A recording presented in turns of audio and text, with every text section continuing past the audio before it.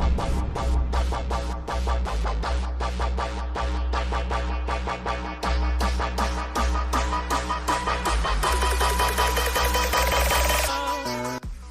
everybody, and welcome to episode 294 of the Drunk Transference Podcast. I'm your host as always, I'm Tyler, and joining me with the man, the myth, the legend himself, the hot rod, Sir Colonel Gables. What's up, buddy?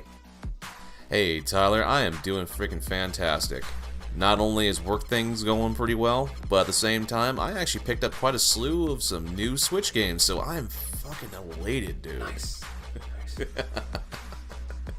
But, yeah, man, it's like at the workplace, I actually got like an Employee of the Month certificate on top of, like I said, on top of like all the other stuff. I actually earned like a freaking display thing from going to like a safety meeting. Like it's not like just a safety meeting, but like a safety summit thing in like Tacoma and stuff, Washington. And man, it was just kind of funny because it's like I'm sitting there in my chair, you know, just like listening to the safety person like talk this and that and stuff, and it was just basically one of those standard conferences and stuff where all the big wigs and everyone just gathered together based upon specific regions and this and that. Then it's like, oh hey, if you have this yellow sticker on your chair, you win the decoration on the center. And so obviously everyone at my table goes and like checks the chair. Obviously they don't have anything, and all of a sudden I, you know, instinctively I just stand up, just check my chair all over, and I see this convenient little yellow sticker right on the bottom end of like the metal part. I'm like, well, I got it. It's kind of funny because I kind of found it ironic because here I am. I don't really do like a lot of decorative stuff or a lot of craft stuff, but I end up getting it, and I actually ended up giving it to my mom, who is now using it as a centerpiece on her dinner table. So that is pretty much like a fun thing that it ended up turning into. But other than that, though, yeah, I've just been basically just kind of doing my big old power plays as I usually do with games from time to time, where there are times when I literally go forth and I save up a bunch of cash, like either periodically every month, but like a couple bits of cash or something like that on a service. This time it was the Nintendo eShop, where I put little bits at a time and I saved it up for a few months, and then now I decided to spend a whole splurge worth of games. I ended up getting 8 Nintendo Switch games on the eShop. Damn. That I know, and it's just really crazy because it's like a lot of those games and stuff were on sale, but the ones that weren't were some of the big name games that they don't generally go on sale too often. Of course, I'm talking about like Stardew Valley. I'm talking about like the new game that just released this year, Dead Cells, Nice. which I'm highly excited to try to play Dead Cells. And of course, there's some of the other games that that you see on the eShop sometimes. And you think, oh, what the hell is this type of game? It's like, oh, I don't want to invest in it because it's like $7, $8, or it's like $10 or shit or something like that. But when it comes to a sale and it's like almost next to nothing, it's like, oh, why not? That's basically how I end up getting a couple games a couple weeks ago, like Mantis Burn Racing and like Plague Road and stuff. And those games are okay at the most. Not too sure if I'll actually finish them. I'll go back to them probably from time to time, but no. What I'm talking about are games like Robonauts, which that game's been on sale quite a number of times throughout the year since it's released on the Switch eShop. And I think at one point it was actually free for PSN. I know that in like Forma.8, that little indie game was free for PSN at one point. But at this moment in time, I've gotten Robonauts. I got the Adventures of Elena Temple, which is sort of like a Game Boy platformer sort of mashup. I got that one for, I believe it was 40% off, 30% off. Can't remember. But other than that, got Dead Cells, got Undertale. Undertale was one of those ones which wasn't on sale, but oh boy. Like I said before, I got Stardew Valley, and the biggest one out of that was Hyper Light Drifter. That's right. I told you guys that I would get Hyper Light Drifter on the Switch.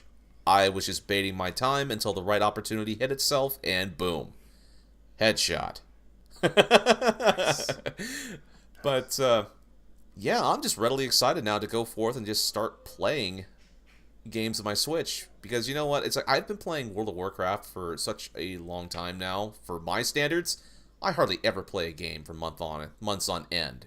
Hell, Tyler can attest to that. Man, I almost play like fucking new games almost every week, and all of a sudden, first time in 5 years, I finally start playing a game consistently, like month after month. Kind of like his version of Madden, quintessentially.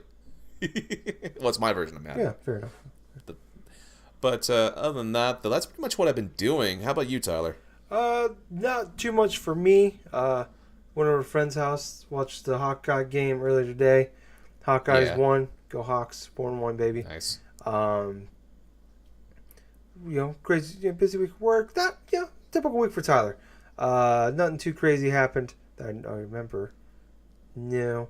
But before we get into the rest of the show, it's that time of year. I want to mention it. Extra Life is happening 4 weeks from tonight. It's Saturday night. Yes. So 4 weeks from today, we'll be participating in Extra Life. Some people do it for 24 hours. Some people do it for 25 because it's on daylight savings time. But people don't know, extra-life.org is the website. It is a gaming marathon that people do every year where they raise money for Children's Miracle Network hospitals. And you sign up. You ask for donations. People donate to you. You can pick any hospital that you want in the United States or Canada. And every dime that you earn goes directly to them. And this isn't just like some silly, stupid thing that people just do as an excuse. Well, some people do. I mean, it's awesome to get. It sounds great to play games for 24 straight hours, but it's not. Trust me. No. Every year about hour 15. As much as we love playing video games, we do a goddamn podcast. We pay money every week to do a podcast about video games. Yep. We love video games, obviously. But we about hour 15. Even we're like this. This is not fun anymore. But we keep doing because we love to help those big beautiful kids out there. Yes, we do. If you guys are interested in checking it out, please do. Like I said, extra-life.org is a website. Play games for 24 straight hours or 25. All the money you earn goes to those hospitals to help those kids. If you know people that are interested and might be interested in doing that, tell them to go check out that website. Check it out for yourself. Send them the link, whatever. It is a really cool thing. I have 8 Extra Life t-shirts. I have an Extra Life tattoo from earning my fundraising goal last year. So obviously it's a pretty big deal to us. Gables, this is I believe your 6th year, and this is my 7th year of doing it. So obviously we do this and we love doing this, and it's fun. You get on a party chat and you just bullshit with your friends for 24 straight hours and just try to have a good time, as best of a time as you can, until about 2 in the morning hits, and you've been playing games for 17 straight hours. Dude, I can attest for this, considering like how you, I, and like a bunch of the talking ship guys and stuff around 2 a.m. Everybody is dead. Yeah. Quite literally dead. I think last year it was like just West, and myself inside of a party chat, and he was just going on and on about like some things while he's playing. I think it was like that freaking golf game on the PS4. Oh, Hot Shots. Everybody golfs. Everybody golfs. That's what it is. Yeah. Everybody golfs when he was high as shit on stuff, and it was like, oh my God. It was kind of a nice blessing though, because it was like 3 or 4 in the morning my time, and I had like 5 hours left to go, and it was like he came in there with typical West energy, and it was like, okay, because everybody, like I said, everybody was just like, I could barely speak, like I felt like I had drank a whole keg of beer and had been. I was the only one. I think I was the only one among the guys that was actually still awake and actually just readily just gaming without thinking about going to sleep. Yeah. But all of a sudden, it's like, here you have Wes, this little ball of sunshine. All of a sudden, just like spreads himself across and like just gets all those freaking like sleepy clouds away, and it's like, oh God, it's Wes being Wes. This is gonna be nice. Yeah, I remember I played like the last 8 hours of it was Assassin's Creed Odyssey, and with like an hour left, Kevin and Sam were asking me my thoughts on it. I'm like, it's good, man. It's good. That's good. All I could muster. Is like, it's good, guys. It's fun, guys. Just keep playing. But yeah, it was it's a blast. I recommend if this is something that maybe it's your first year going into, take Monday off. Even though you have we usually start 8 or 9 o'clock. Usually most people start between 7 and 9 a.m. on Saturday, and like I said, well, you're doing 24, 25 hours Sunday morning, but Yes. Sunday's gone. You lose Sunday because even if you sleep for 8 hours, your sleeping schedule's thrown off, and you're still not fully recovered. And then if you gotta go back to work on Monday, I've done it before. I went back to work and it's just Monday's a miserable day, and then this makes Monday's already a sucky day. But then you got going with jacked up sleep schedule, probably not nearly enough sleep, and you could barely function on Monday. Oh or man, Tuesday. yeah, I've done that once before and stuff. Well, 1 year playing games on Extra Life thing, was it like back? I think it was like around 2015 or something, or 2016. You and I were in the PSN chat and stuff, and I had literally stayed up until like around 5 or 6 o'clock in the morning. I was playing that beta for Indivisible, I think it was at that point. And I kid you not, I could not sleep for the rest of that day up until like I hit nighttime. Even so, I still fell asleep like about 12 or 1 o'clock in the morning, which is like, oh my fucking god, man. Just like when you game for Extra Life and you're up for so long, like about 24, 25 hours or whatever, it's literally gets you through the process of the time you do fall asleep, you're gonna clock out for like 11 or 12 hours. Yeah. I'm sorry, but that's gonna happen. Yeah. In which that did happen to me. So for me, like I never do. Like I'll get done, like I said, 8, 9 o'clock, and then I'll lay down, but I can't sleep now because like you're just so happy it's over. You've done this really cool thing. You raised this money. It's really like you can't wait for it to be over. Like that last hour, honestly, always is kind of like the fastest of it because you're just like home stretch and it's over. But like you can't. I have trouble going to sleep, and then I might sleep for like a couple hours, and like I said, you're done for the day. Like there's just nothing you can do. It's done. I actually always take Monday, Tuesday, and Wednesday off because Monday is also a recovery day. Like you're still kind of out of it. Tuesday is kind of when you're back to normal. And then Wednesday is kind of like, all right, like I'm good. I'm finally like 100% again. So then you have, it kind of makes it easier when you go into work and you only got to work 2 or 3 days instead. So I recommend if you have the time, you're able to take time off for doing this, do that. I remember last year, actually, I made the agreement that I was going to help you beat Resident Evil 6 during Extra Life. And then we got like half, I think it was around, what was it? You started it like... I started it, yes. I did not join you. You're like, no. You're like, Tyler, you want to play Resident Evil 6? I'm like, dude, I can't. Like, I'm playing, I can't. I'm playing games. I'm playing like Mario Odyssey right now, like one of the greatest games of all time. And all of a sudden, I ask you to play one of the worst games. Yeah, and I'm just like, I'm not even having fun playing Mario Odyssey.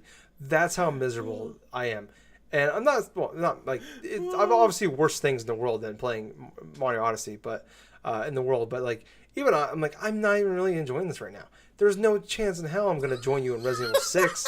Like, I know I promised you, but I can't. I just can't do it. I understand that completely. Yeah. Because even after that Extra Life thing where I did play to the extent where I got to the part inside of Chris Redfield's story where I kept running out of fucking bullets to try to go forth, and I had to go through an entire mission. I couldn't even get through the entire mission because that freaking glitch happened. Oh, that's right. Remember that. And I have not touched that game since then, and I don't think I'll ever want to touch it again. That's good. That's fair. I deleted it off my PlayStation after Extra Life last year. I'm like, I'm never like, if I wasn't gonna play during Extra Life, I'm never gonna play it. So, yeah, it's a cool thing. It's fun. Like we have great times doing it. Like getting a party chat. We always have our late night Rocket League marathon session. Oh my god, like 4 or 5 hours, which is probably my favorite part of Extra Life, is because we'll get a lot of people in. It's Saturday night, so people that aren't in Extra Life will join you to play with you. So usually during the thing, you always have at least 3 or 4 people in the party chat. Then we'll have so many people that we can't even we have people playing with us that can't even be in the party chat. Oh my god, yeah. So yeah, it's an incredibly fun thing to do. But yeah. Oh, actually, you know what? I was thinking about this the other day, Gables. I got an idea for Extra Life for us. What? What's up? So there's a game that came out earlier this year. I pre-ordered. Was really excited about it. I believe the guy made himself famous at last year's Game Awards by saying "fuck the Oscars." He released a game back in March that I bought. After that, I'm like, I gotta buy his game. Well, I didn't know it until like the day it came out. You can only play it with 2 people. Oh, that's right. So a game called A Way Out. I will get you a copy of that game. Oh, shit. It's about 6 hours. So I'm thinking you, me, Extra Life, play through A Way Out. Holy shit, yeah, that'd be pretty cool. Okay, cool. It's going to have to be like an evening. Probably it's going to be like towards the evening or something like that, that's potentially. Fine. As long as it's not, that's good. As long as it's not Resident Evil 6 bad, I think we'll be okay. Yeah, I think it'll be swimmingly. That'd be pretty interesting. Yeah, so cool. I've been like, I want to play through that game, but it's just like, when the fuck am I going to find 6 hours to play with, like, sit down with somebody to play that game? And Extra Life is the most probably ideal moment that we're going to have with that. Yeah, so I was just cool. I'll get you a copy of that game, and we will play through that, Gables. But yeah, that's Extra Life. I'm going to talk about it every week here on out. I don't mention it too much throughout the rest of the year till about October. I'm going to bring it up every week just to remind people out there. But yeah, extra-life.org. Go there, sign up, donate, whatever. If you want to donate to us, we really would appreciate it. I'm Tyler Courtney, and we have Gabe Bagno. If you don't want to bag, just say no. That's how it's an easy way to spell his name. That's how I always remember how to spell his name. Even though it's super easy, I just got to say that in my head to do it. So, yeah. So anyways, let's move on to the meat and potatoes of the show. I played a few games this week. So kind of a fun thing for you guys. I kind of went on a bit of a rant last week about Shadow of the Tomb Raider, and said a lot of not so nice things about it. I think we recorded last Friday, so we recorded a day early, and that following morning on Saturday, I woke up early. I'm like, I'll pop it on and just play it for a little bit. Ended up, I played it for like 4 hours straight and beat the game. This gets me to the next point. So after I beat the game, I went and started editing the podcast, and I got to the part where I started talking about the game. I'm like, shit. Because I said, I still agree with some of my standpoints about the game, about how, but basically the main thing about it was it was so much climbing through the main story, and then the side stuff was just more of climbing, and it wasn't really so much. There were some puzzles in there, but for the most part, it was just hold X, lock, just jumping to things. There wasn't really much of a challenge. It was just like, it feels like you guys are trying to pad out this game.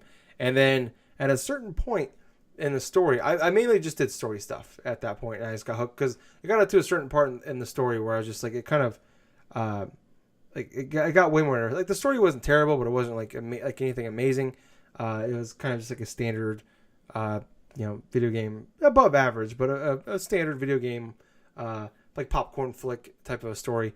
And then at a certain point, like, it kind of changed into more of a shooter, which I was okay with. The last probably 40% of the main story just turns into more of a third-person shooter, and that was the majority of that last chunk. And Laura's character totally changes, kind of becomes more of a kind of cool. Like, she kind of turns like more of a badass. Like, she gets like this enough is enough point, and like the switch hits, and she just turns into this complete badass, and it's really cool. And that last chunk is really awesome, and the way it kind of wraps up is really cool. And I left it in there. I'm like, I'll leave it in there. It's still the way I felt. That's fine. So I exported the podcast, went to go upload it. We are 6 megabytes over for the month of, because I was trying to, this was September still. We were 6 megabytes over our data for the month. So I couldn't release it. I'm like, well, shit. Well, about 1 megabyte is around a minute. I found in the 5.5 years we've been doing this podcast. And just so happens that my rant is like 9 minutes long. So I cut the whole thing out, so it was like, I was thinking about cutting it out anyways, but I'm like, I said, I'm like, I'll leave it in there. It's my honest opinion, and I'll talk about it next week. I'm like, well, I want to release a show. So so I went and deleted it out of there. Like I said, it totally changed on me. And yeah, it just became a much better game. Like, I'm not gonna sit there and say, oh, it's worth getting through that first, because I don't know how long the story is. Maybe about 10 hours long. So I don't know if it's worth playing the first 60% of the game just to get that last half. I'm not gonna sit there and say that. I'll say I'm happy I stuck through it, and played it. I probably put about closer to 15 hours in just doing side stuff. But like I said, I went to the certain point where I just started playing through the story mode, and it just hit me, and I couldn't stop playing it, and I just knocked it all out. So I really ended up enjoying it in the end. Another game I played is called Transference, and I rarely like. I'm on Twitter a lot, but I don't really tweet a lot. I like to read about what's going on and just I'll respond to things here and there, but I don't really post tweets myself. Maybe like 5 or 10 in a week, at most. Which isn't a lot for some people. I've seen some people do that, and that's an hour for them. So I played this game on Sunday night. I'm like, it's October. I want to play a nice horror game. So I bought it. I bought it the week before, and it was $25. It's the Elijah Wood game. It was a VR game, and then they converted it into you can play it in VR or you can play it regularly. And Ubisoft published it. And I'm like, it's October. I always want to play. This is a good, obviously you want to do some watch some horror movies or whatever. And I'm like, this is perfect for this time of year. So I want to play that. Sunday night, I didn't really want to get super deep in anything because I had to work the next morning. And it wasn't late, but I didn't want to it was too late to really dive into a game. And so I'm like, perfect. So I'll play this one. I heard it's not super long, or I could just, play it in a couple sessions. And I ended up beating it in under an hour. And this game, I went on. I posted on Twitter. This is one of, not I'm not gonna say one of the worst games I've ever played, but it's easily the worst game of the year I played so far. Obviously, we pick and choose more what we play, but it still stands out. I was legitimately upset when this game was over. I don't like to bring up with something when I talk about, even though we buy games with our own money, I don't like to usually bring the price into things when I talk about something. And fuck this game, man. $25 for this shit is. Yeah, and there's some collectible stuff, but I got 90% of it without even trying, and I did this less than an hour. I heard it was 2 or 3, so I'm like, okay, whatever. That's probably my big issue with Outlast. Outlast 2 was a 15-hour game, and I'm like, that is way too long for a game like that, 6 hours at most. So I'm like, 2 or 3, okay, that's fine. But then less than an hour of this it is a game where you're going into this I don't really fully understand the story. I went out and I started reading about to understand the story. So you are somebody there's a dad, a husband, there's the husband, the wife, and then there's the son, and they end up doing this VR stuff, and you go into their minds, and all three of them end up getting stuck in this virtual reality, and you're trying to put these puzzles, and I'm using the bunny ears when I say that, to help these people get out of it. And there's some live action stuff with the characters. You see the characters in the video game form, and then you see live action stuff, which that part's actually kind of impressive. They do look really well done, like watching the live action and the video game portion of them. But it's basically it's a walking simulator, which isn't necessarily a bad thing for a horror game. I played Outlast is a walking simulator essentially, but I thought that was a really good version of it. PT was a walking simulator, but it was also really good. So there's good things out there that do it right in this category. But I was just what is happening? What are we doing? I'm reading things. I wasn't I was just trying to rush through this game. I'm trying to figure out what are we doing. And it's not even, there's no jumps. There's parts where they're supposed to they try to scare you with some jump stuff. But I'm just so confused that happens. I'm what was that? What is going on? And that was the whole thing. And then I playing it, I beat it. I didn't even realize I was done with the game until I looked at my trophy. I got saying you beat the game. I'm really? That was it? That was the game? I had this at the last E3s or last 3 E3s, and this is what you give us. This sucks. So yeah, I went in, I read some stuff. I guess there's like, so you find like videos, like you can find videos and like data logs and stuff throughout the game. And what you have to do is it's like you can go into like the menu and you can watch these things or listen to them, and that kind of gives you the background of it, but it's like optional to do all this. So that like that's how you're supposed to get the story out of it. Is it's like basically the story is optional is what they're telling you. And I didn't realize that was happening until after the game. Like I was like, how are people figuring this out? And I'm like, oh, you got to go into the start menu or press pause and go into the menu and find these videos. So yeah, God, I did not like this game at all. This is not worth any money whatsoever. I wouldn't even recommend this on the sale.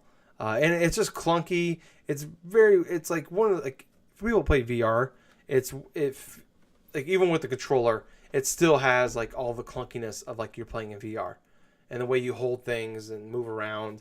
It's like you can deal with it because it's in VR. And I understand this was a VR game first, and they converted it to a regular game or non-VR. But they just it sucks, and I do not like it. And I will. This is not obviously. I do not recommend this game at all. Even if it's on sale for $5, not worth it. It's sucks. But I dabble in a couple other games. Talked about a month ago. I got the Xbox One X, and I got a couple months free of Game Pass with it, and I played about an hour or two of Forza Horizon 4, which I am not a racing guy at all. The last like real like racing game fan, like I've dabbled in like obviously Burnout Paradise. I liked quite a bit, still do when the remaster came out earlier this year. Mostly what I play though is like Mario Kart. Like that's the racing game I play. I haven't really delved into a more of a realistic racing game since Forza Horizon 2, and that was like 2006. I want to say when I bought my second 360, no, my fourth 360 rather, because my first 3 Red Ring I gave up on the console for a year. I bought that with it at launch. When I bought that the day Forza Motorsports 2 came out. I bought the Xbox 360, and I haven't played it since, or any of them really, or any other, like I said, racing games really since then. And I'm like, I got the Game Pass, and obviously Microsoft puts all their first party games on Game Pass on launch, so I downloaded it, checked it out, and this game is extremely fun actually. I'm having fun. This one, the Horizon one's more of the arcadey type. Like it's still got some of the simulation style, like you gotta slow down going around corners. It's a little more realistic the way it controls, but kind of the things you do in the game are a little more, are more arcadey. Like one of the first big things you do is you do like you're a stuntman for a action movie, and you have to do like some stuff in a certain amount of time trial essentially, and then you got to make a big jump at the very end and jump a certain amount of feet. But there's kind of a story behind it.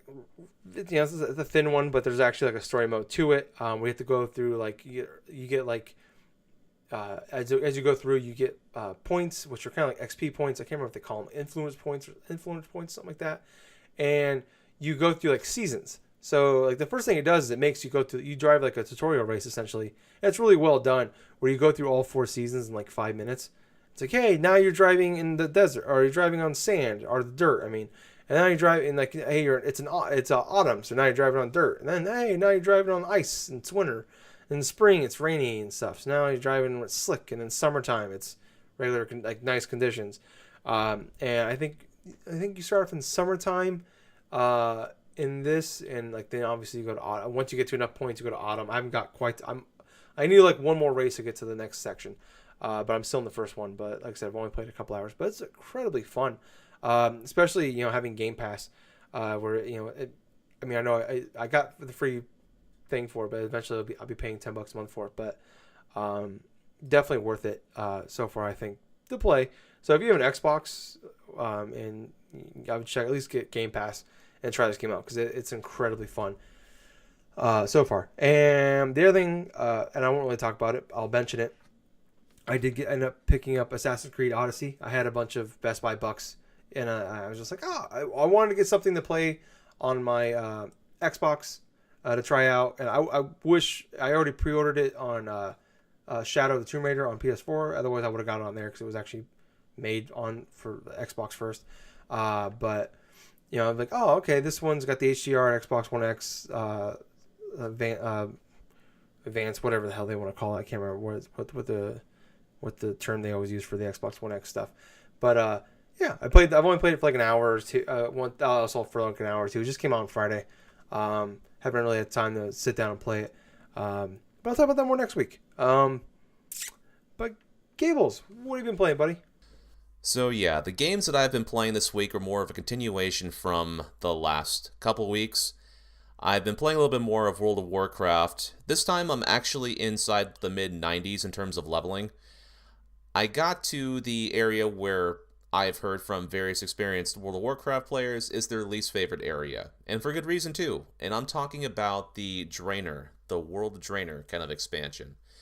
Where from levels 90 all the way to 98, you go across this huge, expansive land and stuff where a lot of the mission quests are kind of very linear. But one of the biggest pains in the asses that I've actually come across now while playing it is the option where I can't even use my flying mounts to go across and go to different types of locations, because apparently the whole aspect of flying in that area is locked behind a lot of main questing that you got to do and a lot of other side quests you got to do. So it's like another 5 to 7 hours of me having to try to go and do that. And immediately when I thought about that, I'm like, fuck that shit.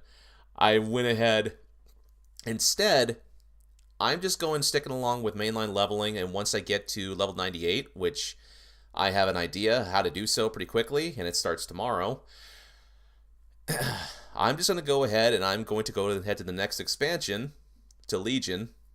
It's not like the story missions and everything else are not like bad or anything. No, not at all. It's just the fact that when I'm playing through this open world and I don't have access to some of my previous stuff that I've already got, and I can't even use my flying mounts to fly to specific areas, which would make things more incredibly easier than me having to go on foot and tangle with mobs that are not only maybe a level or two above what I am, but pretty much swarm wherever I go if I try to avoid them. So I end up dying quite a bit of times trying to do that. But in a way, though, the leveling process, though, hasn't been as bad as I thought.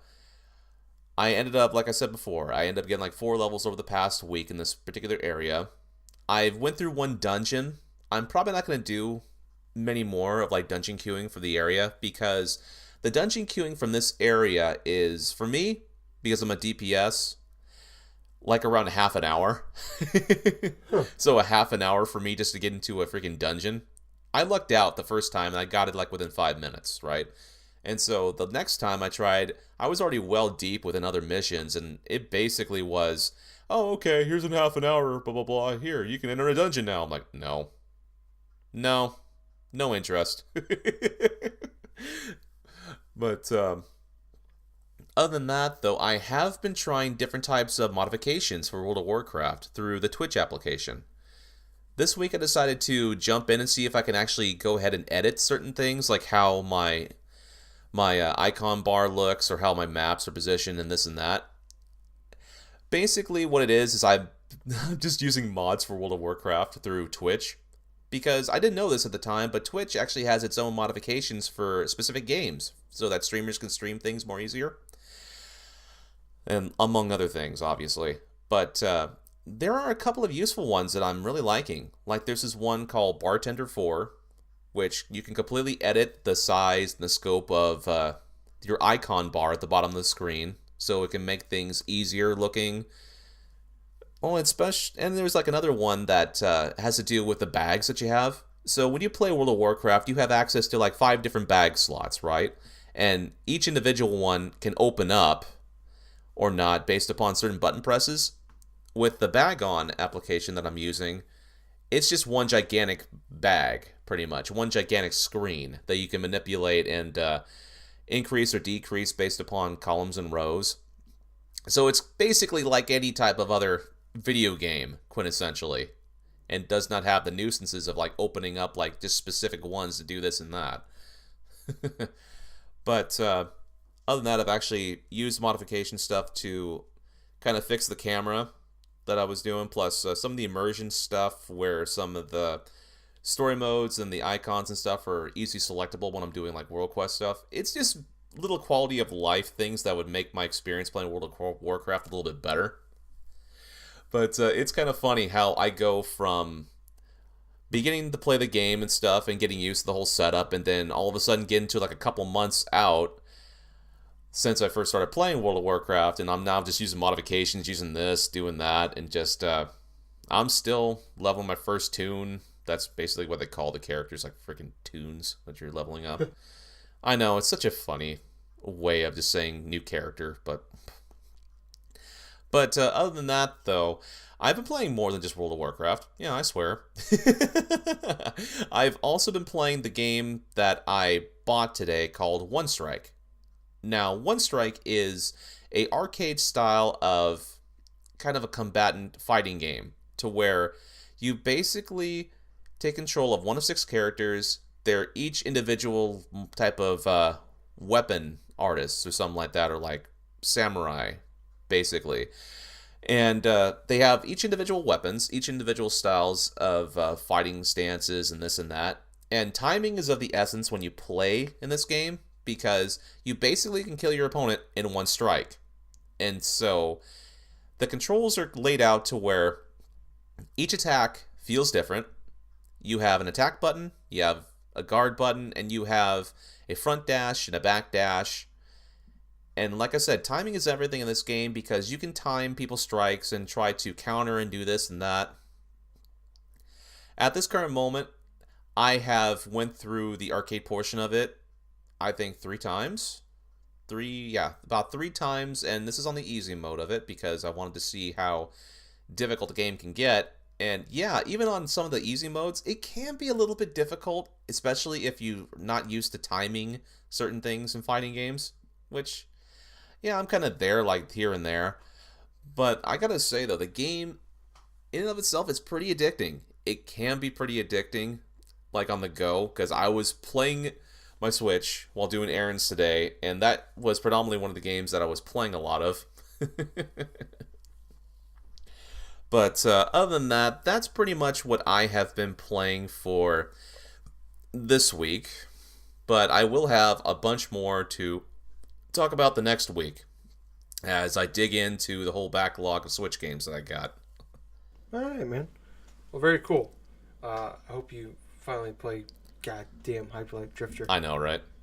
You and Justin, you sons of bitches. Well, cool. Well, surprisingly, there was actually a decent amount of news. Typically, this time of year, it seems like you see a lot of either get a bunch of games, and little to no news, or you have a bunch of news and little to no games. But this week, we've actually got a few pretty bigger sized topics than we're used to this time of year. This first one, pretty big story, I think. Wall Street Journal is reporting that a new version of the Switch will be coming out sometime in the second half of 2019. This is all according to suppliers and other people with direct knowledge of the plan. So currently there is that's really all we have. There's no there's talks we'll have a nicer screen. They're going to go towards more of what Apple has with the iPhone X series. But no other news. Is it going to be more powerful? Is it going to be nicer graphics? Better kickstand, Bluetooth. What is it going to be? We don't know. But I mean, we both got ours at launch. Yep. And are very happy with it. But I don't know. What would you be interested in getting another one if this is true? And or what would it need for you to make you want to go out and get one? That's a good question in and of itself. Honestly, what would actually get me to bite on another like a remodel of the Nintendo Switch is if it does one of a couple things. One, it has to have a lot better of a battery life than what it currently has, which it's decent. I mean, it's decent though, but there are various games I don't play on that system while it's mobile, and for good reason, because it sucks the battery life because of how much processing power is required while on the go. I look at, oh gosh, Breath of the Wild being one of those games. Mario Kart 8 is actually another one, which a lot of processing power goes by while you're playing the game on the go. Hell, as much as say like a half an hour to an hour extra of like use, that would help out quite a bit. And this is coming from someone that actually still like I use my Switch obviously while I'm going to and from like with errands or going to work or something like that, but I usually have it on airplane mode while I am going like and bringing it to places. So even with airplane mode on, I mean, I don't generally have this issue when it comes to playing other games that are like maybe don't require a lot of processing power or this or that, like say Rocket League. Rocket League at some points like doesn't require too much, or even for like some of the obscure games, they say like Night Terrors or Kamiko or like even like One Strike, that didn't require a lot of processing power, and I could still play that game for like maybe like an hour extra than I would playing like Breath of the Wild.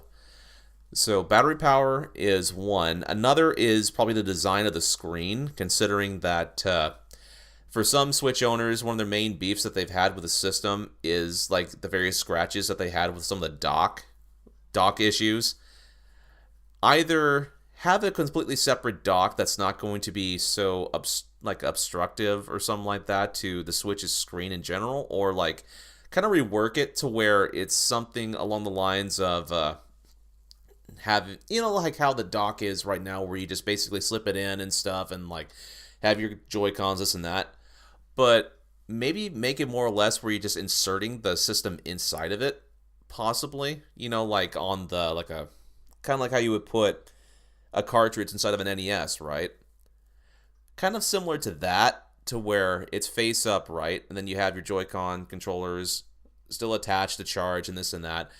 It's just a reworking on the angle of it and the way that it's present, like the way the system rests, along with whatever like type of like things that it rubs up against, just needs to be improved, basically.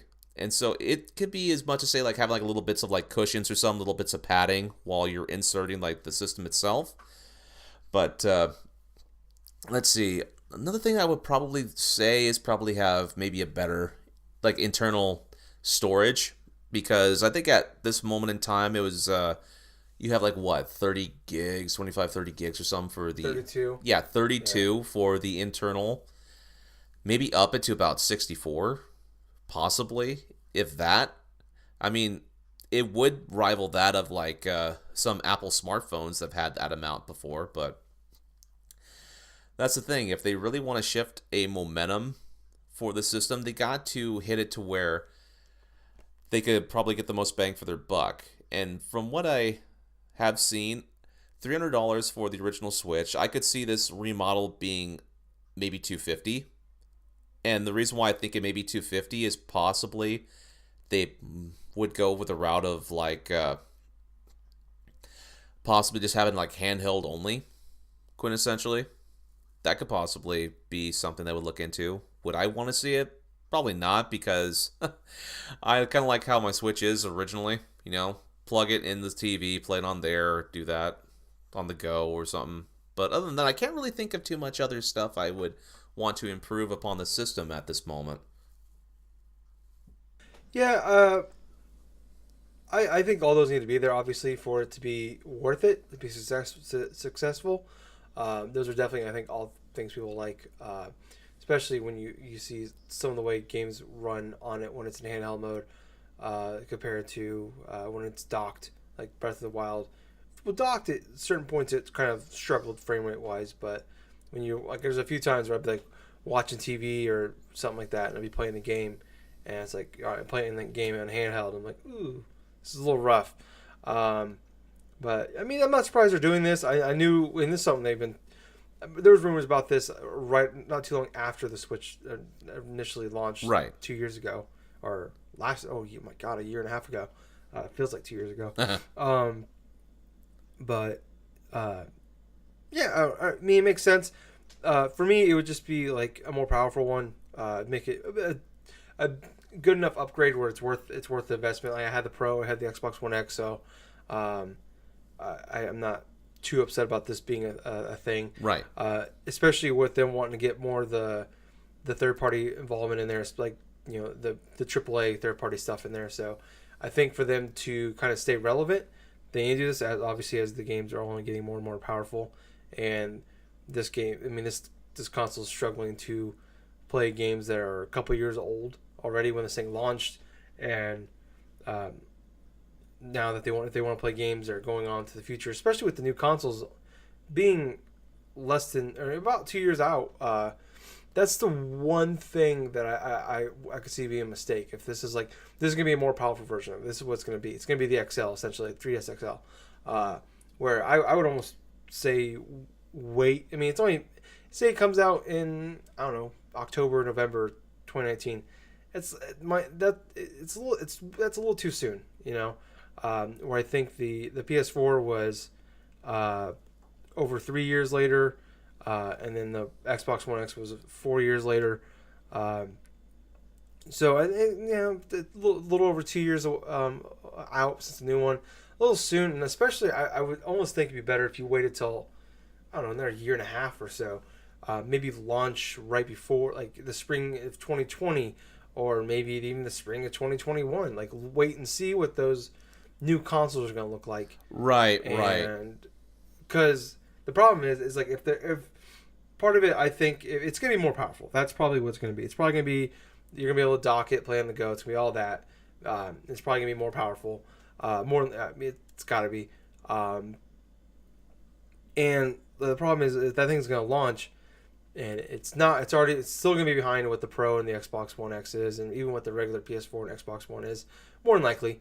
And then when you launch, and then a year out, the new stuff's out, you're going to be even further behind, because that's all the new rave's going to be. Right. Are those two new consoles, and they're going to be a lot more powerful than probably what we're used to, what we got with the Pro and the Xbox One X. So that's. Obviously it's tough to know what's like. Obviously the big improvements, I think, the biggest improvements they can make is more of the handheld side of things. Like I said, the battery life, the better screen, things like that, kickstand. But I can see this. What they could do is make this kind of what Sony and Xbox did with the new one, where it's like the old version's we're gonna drop that down. I'd say drop down to $200, and then make this one $300 or even maybe $350 at the most. And like you can have the regular, you can have the one, you have a cheaper model, or if you want to, here's the bigger model.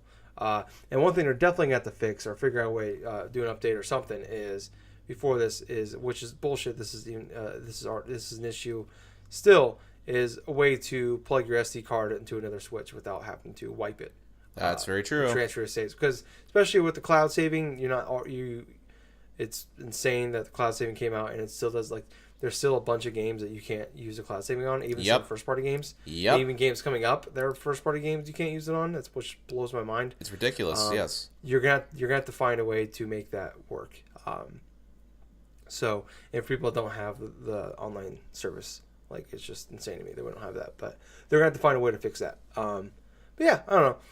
Like I said, I'm not like super like excited about it. But my biggest concern is that they're gonna do what they did with the 3DS with like the XL and stuff, where like if you didn't have an XL, a lot of games did not run super well. Like Smash Brothers played fine on the XL, but if you had the regular 3DS, it didn't play nearly as well on there. Oh yeah, even with with the 3DS XL though, I mean the processing power really wasn't as decent. But yeah, you were right though. On the regular 3DS, if you tried to play like Smash Brothers, that thing just took so much time in order to load the game inside of it. Whereas if you try to play it on a new 3DS XL right now, that game runs pretty much flawlessly because of the processing power of it. Yeah, so And that's what I mean, like the new one, like the new 3DS, where, I think it ran a lot better. And then there was even games like Hyrule Warriors got ported to the 3DS, and like that game wouldn't even really run on the old one. No, and it ran like garbage on the new 3DS. And there's exclusive games that you can only play on the new 3DS. Like if they can avoid all that, then I think they'll be better off. I guess we'll have to wait and see though. We'll probably hear. I wouldn't be surprised if we hear more around E3 time, probably, maybe even before that. But moving on, sticking with Nintendo. So Animal Crossing was announced about a month ago at a Direct. Yep. And so now there's some information, some rumors out there that are suggesting that the Animal Crossing for Switch is actually going to be a late Q1, early Q2 game for next year, meaning March or April of next year, instead of a lot of people I think were assuming a late fall game. It doesn't seem like that's going to be the case. I guess, one, do you believe this to be true? And two, is that probably a better for it to be in that time of year than be in the fall? Let's see. For one, I believe this is definitely the right time to release the game. To release Animal Crossing in general, because even inside the Japanese like standard little things, some of their new year is actually like in April in terms of like in terms of school year stuff. That could be I could be like totally wrong about it, but I'm just kind of relying on like past things that I played like in a Persona game at one point, where it's like the start of their school year or something like that was like April and stuff like that, and it's like blah, blah, blah. But anyway, disregard that. But I think it's like a pretty good time of the year to release like Animal Crossing, considering that this game possibly will be like overlooked in terms of near the fall, especially if you have other like big AAA games releasing at that point. But even though Animal Crossing is a pretty damn popular franchise and people will mob to it regardless of when it's going to release, just having it like inside of the end of the first quarter or beginning of the second fiscal quarter for Nintendo is a smart move, because at this point in time, after December, there really isn't like too many big first-party Nintendo games that are going to be releasing along that time, at this moment in time anyway. And with the rumors of like the Momentum stuff with their potential new model of the Switch, having an Animal Crossing around that time makes sense to me, in my opinion. But pretty much. What do you think, Tyler? I think it's probably best for it to be there. In the earlier in the year, I think it's not gonna. I mean, that game's got a pretty good audience around it, but it's kind of it's not like it's definitely not like the Mount Rushmore of Nintendo franchises. Right. So I think things gonna be. I think the game's gonna be insanely popular, but I don't think it's. If it got released in October, November, or something like that, it's going to get swallowed up by the AAA stuff. Yes. So being there is probably smarter. You got Yoshi that time of year. I mean, I know there's March, April. Like the January, February is super packed. And then I think there's a couple games in March. So like being in like a March or April would be a good time for it. And then you got Yoshi probably shortly after that. I mean, Nintendo's always kind of formulaic about their releases anyways. They've changed it with the Switch, or it used to be with the Wii U. You could figure out, well, okay, here's the games they have coming out this year. This one's going to come out around Memorial Day. This one's going to come out right before Labor Day. This one's going to come out on the week of Black Friday, blah, blah, blah. And now they're a little different now, but you're starting to see that pattern they have. They always try to have that big game in June. They always want to have another big game in the beginning of the year. Yes. Maybe one in between there. And then they have, usually have one or two, two or three actually in the fall season. So we already know we got the new Pokemon next November probably. Probably gonna be another big one. Bayonetta may be in there, maybe Metroid Prime. We don't know about those ones. I know. Yeah. So it makes the most sense, and I believe that. I imagine this game's probably been in the works for a little while now, and I'm not trying to like downplay this game, but how Animal Crossing is Animal Crossing. There's been like 5 of them. They're all essentially the same kind of thing, just kind of repeated over and over again, which, I mean, people love it. I'm not trying to say it's a bad thing. I play 500 hours of Madden every year, so I'm not going to knock anybody for that. But that's what it is. So I don't think there's going to be a major change in the formula of how of it. So I imagine it's not like a super difficult game to be making. It's not from the ground up or anything like that. So yeah, I guess we'll have to wait and see. Though I imagine that'll probably be something we hear when they have their big January. I think there'll be probably 2 more directs this year.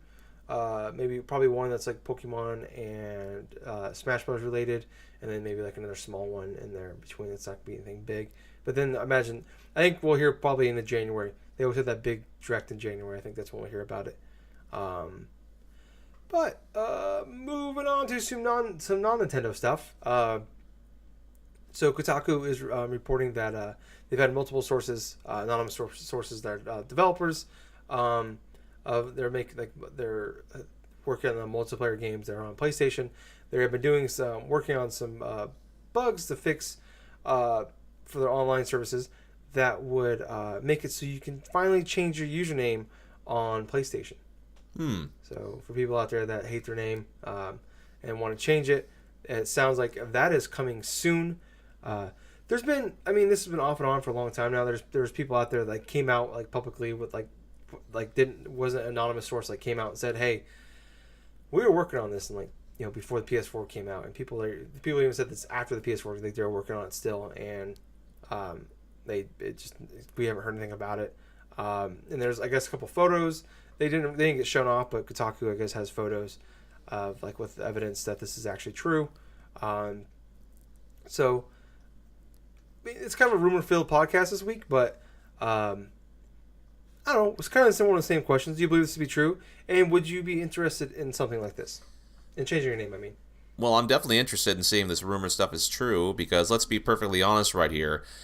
Besides Nintendo doing their own things, every other service has a way you can actually change your username in terms of the gaming space. Xbox charges about $10. Microsoft charges about $10 to change your name and stuff like that, which I end up doing to currently Colonel Gables on Xbox Live, even though I haven't used that freaking Xbox Live thing in quite a few years now.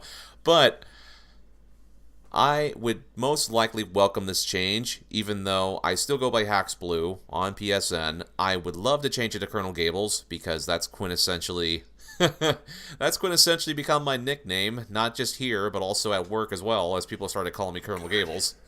God damn it, yes. This is my proudest moment.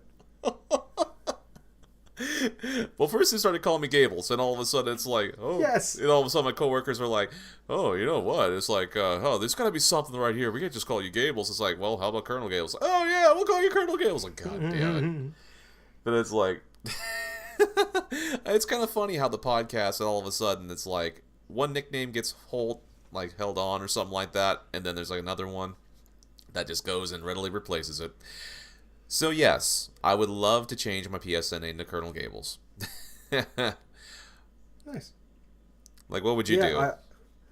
For years I've always thought about changing my online name. It's always just been like Gingerboy507. That's what is on pretty much everything. Yeah. I'd like to have a more original name. I'd always like to have one that doesn't have numbers at the end of it. I haven't really ever thought of I've never really thought of a really cool one that kind of works for me. I've thought of since the story's come out, I've put a lot of thought. No, I'm sitting around for hours thinking about it, but I've been thinking about it. Like, what would I change my name to? And I don't have a clue still. Okay.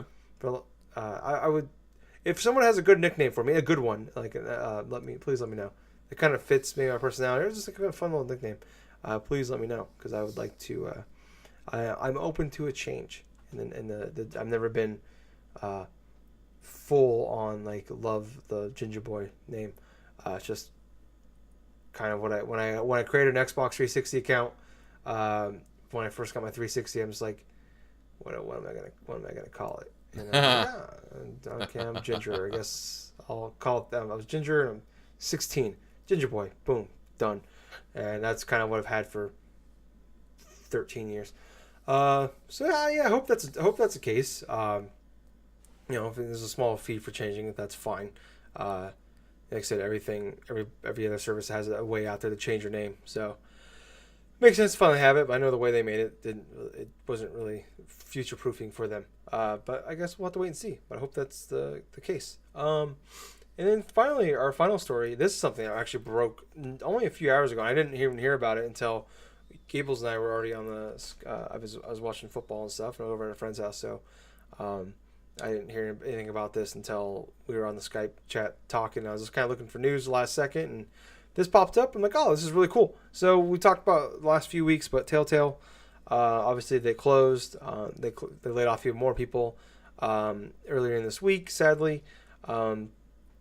But I guess some melancholy news. It's kind of, I don't know, kind of good for gamers, and I think good for some of the people that were laid off by TellTale. But Robert Kirkman, who is the creator of Walking Dead, he owns a studio called Skybound, which I didn't know he owned it, but I've known of Skybound since the original Walking Dead, TellTale Walking Dead. They helped work on it, but never knew it was Robert Kirkman that owned it. But they announced that the New York Comic Con panel for Walking Dead that Skybound is going to finish the final 2 episodes for the final season. And not only that, but they are going to work with some of the original members that were working on the story to help finish it up and finish it hopefully the right way. Wow. So yeah, I mean, it's something I've been dealing with the last few weeks, talking about this with you, and I think a lot of gamers have been as well, about how what's a good way for this to work out for everybody. And obviously, they had the lawsuit going on with TellTale. Hopefully, this can some sort of way help them out. I don't know if it can or not. But I mean, the fact that they're going to work with the original members of TellTale, that's something. Hopefully, they get some money out of this. It's a paycheck. I mean, I know it's not. There's no way to make this better. Or fix this completely. But this they can help. It will make it better. But it's not fixing the major issue. But I thought this is I guess some good news, something positive coming out of this, and a lot of people on like I've been keeping up with it on Twitter, like a lot of the people that were laid off talking about, like, they are, one of the things are obviously they're bummed out and they lost a paycheck, but they're really bummed that their story that they wrote isn't getting completed, or they're worried that somebody else is going to complete it for them. Right. So I guess in a way this is kind of the best of both worlds, in a kind of a way where hey, they get to finish the story gets finished and they get to help finish it. So it's not the way they wanted it, but at least I guess it's going to happen. If people don't know, Skybound has also, I mean, they're mostly like a TV studio, but they, like I said, they worked on the Walking Dead stuff, all the previous seasons, but they also released a really cool game back in, I want to say, 2016, called Oxenfree. That's true.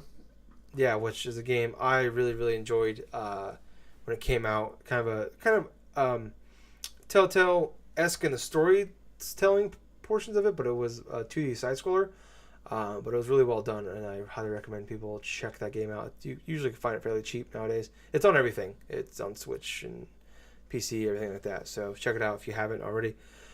If you're into those type of games. But yeah, I don't know. It's kind of, like I said, it's kind of a weird thing where, like, I am in one way happy that the story's going to end. We're finally getting into the story, but also it's like, it's, I don't know. Like, I don't think I'm never really going to be able to fully enjoy The Walking Dead, the final season, like I wanted to. And unfortunately, but more importantly, the people that worked on this game, that lost their jobs, will not get to and fully enjoy the way this game gets completed either. So I guess it's a small positive light, and I guess coming out of this. What about you, Gables?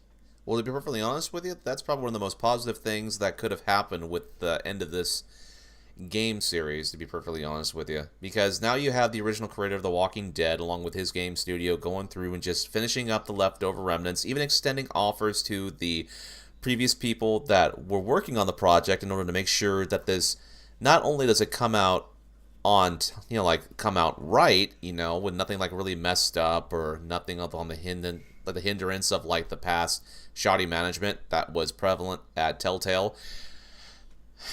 So honestly, I could just see nothing but positives coming from this. It may not be. It could possibly be good, decent, bad. Who knows? Regardless of the quality of it, it's just the fact that they're willing to go through, finish up the rest of the game and stuff, and just releasing and stuff to please the long-time fans of the game series. It's a good moral victory, honestly, in my honest opinion. Yeah, and to kind of put a pin in it, I guess if anybody's going to finish this up, this is probably the best studio to do it. Exactly. People said, "Oh, like Don't Nod should work on it, or Deck 9 should work on it." It's like, yeah, like they're really they did a great job. Obviously, I've read about those two studios with Life is Strange, but Skybound was already a part of the development of the whole process from the first season, right. The very first episode to now. So they've been a part of this process. They're not some just random people jumping in the middle of this. Like they've had their hands on it. So, and the fact they're willing to taking some people to help finish this game up from the original crew. So I guess, like I said, if anybody was going to wrap this up and it wasn't going to be those original people from TellTale, this is probably the best case scenario for that. Yeah. So, I'm not trying to sound like I'm ungrateful. I'm obviously very happy about the fact that this is happening. It sucks the reasons why this is happening. I know. It's like the reason why I'm happy, it's not so much that the game is getting finished, but the fact that it's getting closure and stuff with the same people. Some of the same people that helped work and actually go through and make that game series the way it was, because of the creator of The Walking Dead, which, hey, that's awesome. Mm-hmm. You don't get that type of like happy endings to stories like that in the gaming industry that often, but it's like this one's just a good turning point. Yeah, that's a good way to put it. It's kind of closure, I think, for TellTale itself and for maybe those people, and I think for gamers itself, that's not gonna be something 5 years from now. Oh man, what could have been? It's like we're gonna have it. So yeah, hopefully we'll hear more about that soon, and hopefully we'll get hopefully they'll get released fairly soon. I hope so. But I think that's gonna wrap up the show for us this week, Gables. Well, thank you guys for joining us. If you like us, we're pretty much out there everywhere on everything. So if you want to check us out on Facebook, we're at Drunk Nerds. Like we have a page and group, so like and join us on there. At Twitter, we're at Drunk Nerds Pod. Follow us on there, please. Twitch.tv/Drunk Nerds Podcast. Follow us on there. And search for friend requests. We like friends. Friends are good. Mm-hmm. And then on iTunes, Drunk Nerds Podcast. Leave us 5 stars and give us a comment, review. And then on YouTube, of course, leave a Drunk Nerds Podcast. Subscribe to us on there. Sorry. Give us a big thumbs up. Podcast goes up there as well. And leave us a nice little comment. Really appreciate when you guys do that. The more thumbs up, 5 stars, comments, reviews that we get, the more people get to see us, which is only better for us and everybody else. So, once again, thank you guys for joining us. I was your host, I was Tyler. And I have been Colonel Gables, so until next time, everyone, have yourself a good week, play yourself a lot of fun-filled games, and most importantly of all, listen to a fun-filled episode of the Drunk Nerds Podcast. Hey, Gables? Yeah? Too sweet. Too sweet. Bye, guys. See ya!